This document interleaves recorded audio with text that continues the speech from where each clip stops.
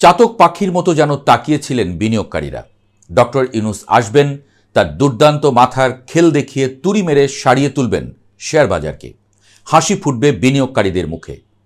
হাসিনা সরকারের পতনের পর তেমন কিছুই দেখতে পেয়েছিল বিনিয়োগকারীরা। তরতর করে বাড়ছিল সূচক, কিন্তু সেটা যে আদতে বুদবুদের ঠাসা ছিল সেটা পরিষ্কার হয়ে যায় দিন কয়েকের মধ্যে।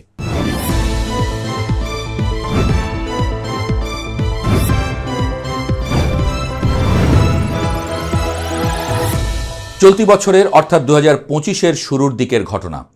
হঠাৎ একদিন শেয়ার বাজারের বিনিয়োগকারীরা ঘুম থেকে উঠে দেখলেন 70টা কোম্পানিকে সোজা জেড ক্যাটাগরিতে পাঠিয়ে দেওয়া হয়েছে। বাজারে আগুনের মতো গুজব ছড়িয়ে পড়ল। এসব কোম্পানিগুলোকে নাকি ডিলিস্ট বা তালিকাচ্যুত করে দেওয়া হবে। যারা এই বাজারের অলিগলি চেনেন, সেই বাজার সংশ্লিষ্টরা তখন মাথায় হাত দিয়ে বলছিলেন, এ কেমন বালখিল্যতায় পড়ল দেশের সবচেয়ে স্পর্শকাতর বাজার। ঠিক সেই সময় থেকেই তদন্তের নামে এক ধরনের ভীতি বা প্যানিক তৈরি করা হলো। বিএসইসি বা বিসেক হুটহাট সিদ্ধান্ত নিচ্ছে, আবার চাপের মুখে সেই সিদ্ধান্ত পরিবর্তন করছে। এর ফলে বাজারে তৈরি হলো চরম অস্থিরতা ও আস্থাহীনতা। ফলাফল ক্রমাগত দরপতন। সূচক পড়তে পড়তে প্রায় 1000 পয়েন্ট নাই হয়ে গেল। ফোরসেলের চাপে নিঃস্ব বিনিয়োগকারীরা যখন দেয়ালে পিঠ ঠেকে যাওয়ার পর রাস্তায় নামলেন, তখন বিএসইসি চেয়ারম্যান রাশেদ মাকসুদের পদত্যাগের দাবিতে আন্দোলন গড়ে তোলা ছাড়া তাদের আর কোনো পথ ছিল না। কারণ তারা ভাবছিলেন সবকিছু সেখান থেকেই ঘটছে। সেটা ছিল গত মার্চের ঘটনা। বিনিয়োগকারীদের এই হাহাকারের শব্দ পৌঁছালো সরকারের একদম উচ্চ পর্যায়ে। 11ই মার্চ প্রধান উপদেষ্টার বাসভবন যমুনায় শেয়ার বাজার নিয়ে এক হাই প্রোফাইল বৈঠক অনুষ্ঠিত হয়।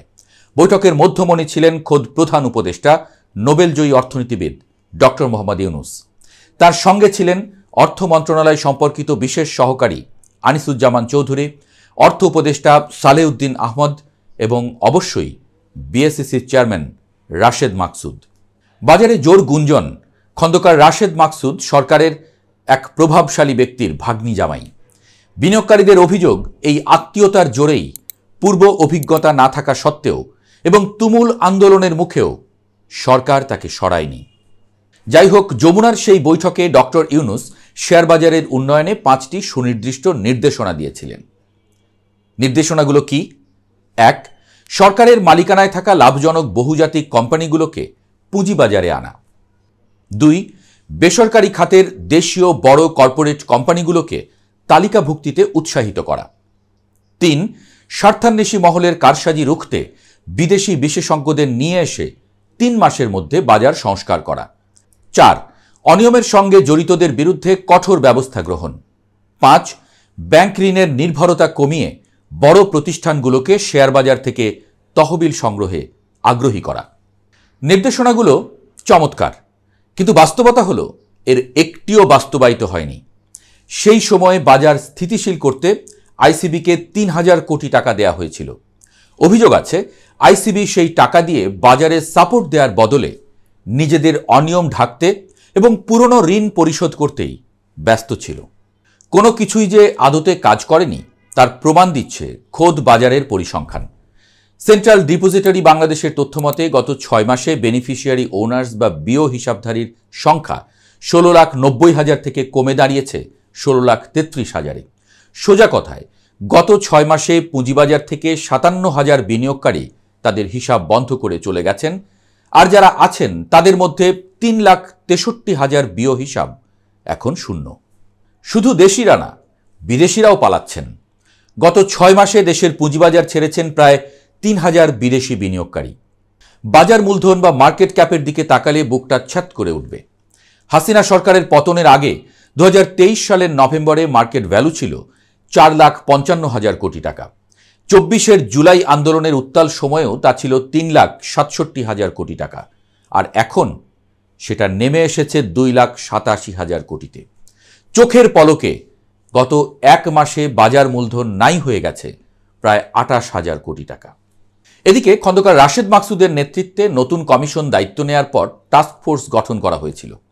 কথা ছিল টকশো হবে, ভিডিও হবে, সচেতনতা বাড়বে। কিন্তু বিনিয়োগকারীদের অভিযোগ টাস্কফোর্সের সদস্যরা কেবল সরকারি টাকায় চা বিস্কুট খেয়েছেন আর কিভাবে পুঁজিবাজারকে আরও ধ্বংস করা যায় তার ফন্দি এঁটেছেন বসে বসে। বাজারের বর্তমান অবস্থা এমন যে 10 টাকা ফেস ভ্যালুর একটি শেয়ার 1 টাকার কমেও বিক্রি হচ্ছে। অন্তত 50টা কোম্পানি আছে যেগুলোর দাম 10 টাকার নিচে। স্বাভাবিক অর্থনীতির সূত্র বলে দাম কমলে কেনার ধুম পড়ার কথা, কিন্তু ঠিক সেই সময়ে এক অদৃশ্য ইশারায় বাজারের টাকার প্রবাহ বা মানি ফ্লো আটকে দেয়া হচ্ছে মার্জিন রুল নামক এক বিতর্কিত নিয়মের মাধ্যমে। আর এটা করছে খোদ বিএসইসি। বাংলাদেশের বাজারে নিয়ম আছে, একজন সাধারণ বিনিয়োগকারী একটি কোম্পানির 10% বেশি শেয়ার কিনতে পারবেন না। অথচ কোম্পানিটির উদ্যোক্তা পরিচালকরা 100 ভাগ শেয়ারের মধ্যে মাত্র 30 ভাগ শেয়ার হাতে রাখলেই চলে। বাকি 70 ভাগ শেয়ার পাবলিকের হাতে ধরিয়ে দেয়।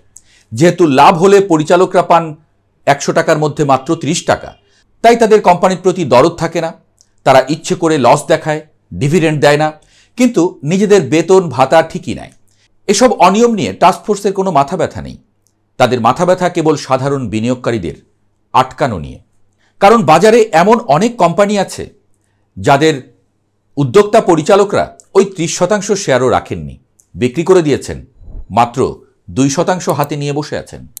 98%ই সাধারণ মানুষের কাছে। গত 6 নভেম্বর 2025 তারিখে গেজেট আকারে প্রকাশিত নতুন মার্জিন রুলস যেন কফিনের শেষ পেরেক। শেয়ারবাজারের গ্রাহকরা সাধারণত মার্জিন বা লোন নিয়ে ব্যবসা করেন। নতুন আইনে বলা হয়েছে গ্রাহকের ইকুইটি মার্জিন লোনের 75%-এর কম হলে চলবে না। সবচেয়ে ভয়ঙ্কর হলো ফোর্স সেল। যদি আপনার ইকুইটি 50 ভাগের নিচে নামে বা পোর্টফোলিও 150%-এর নিচে নেমে যায়, তবে ব্রোকার হাউস আপনাকে কোনো নোটিশ না দিয়েই আপনার শেয়ার বিক্রি করে দিতে পারবে। সোজা বাংলায়, বাজার একটু পড়লেই আপনি টাকা জোগাড় করার সময়ও পাবেন না, তার আগেই আপনাকে শূন্য হাতে বাজার থেকে ঘাড় ধাক্কা দিয়ে বের করে দেওয়া হবে। এই লোন কারা পাবে?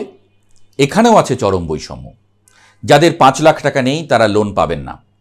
5 থেকে 10 লাখ টাকার পোর্টফোলিওধারীরা 1 টাকার বিপরীতে পাবেন মাত্র 50 পয়সা। আর 10 লাখের বেশি যাদের, তারা পাবেন 1 টাকায় 1 টাকা। অর্থাৎ যার টাকা বেশি তার সুবিধাও বেশি। সবচেয়ে বেদনাদায়ক বিষয় হলো ছাত্রছাত্রী, গৃহিণী এবং অবসরপ্রাপ্তদের মার্জিন লোন পাওয়ার পথ বন্ধ করে দেওয়া হয়েছে। বিশ্বের সফলতম বিনিয়োগকারী ওয়ারেন বাফেট কিংবা ভারতের রাকেশ ঝুনঝুনওয়ালা দুজনেই ছাত্রাবস্থায় ব্যবসা শুরু করেছিলেন। আজকের বাংলাদেশে তারা জন্মালে নতুন মার্জিন রুলের কারণে তারা কখনোই সফল হয়ে উঠতে পারতেন না। আর সংবিধানে নারী পুরুষের সমতার কথা থাকলেও গৃহিণীদের ব্যবসা করার অধিকার কেড়ে নেওয়া হচ্ছে বা সীমিত করে দেওয়া হচ্ছে।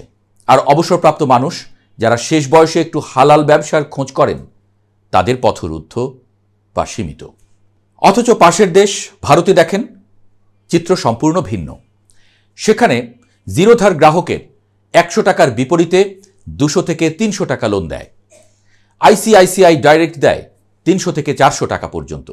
তারা বিনিয়োগকারীদের হাতে টাকা দিয়ে সাহস যোগায় যাতে বাজার বড় হয়। আর আমরা বিনিয়োগকারীদের হাত পা বেঁধে পানিতে ফেলে দিচ্ছি। তো দিন যাচ্ছে, হাহাকার আরও তীব্র হচ্ছে বিনিয়োগকারীদের, চুপসে যাচ্ছে বেলুনের মতো। কিন্তু সরকার নীরব।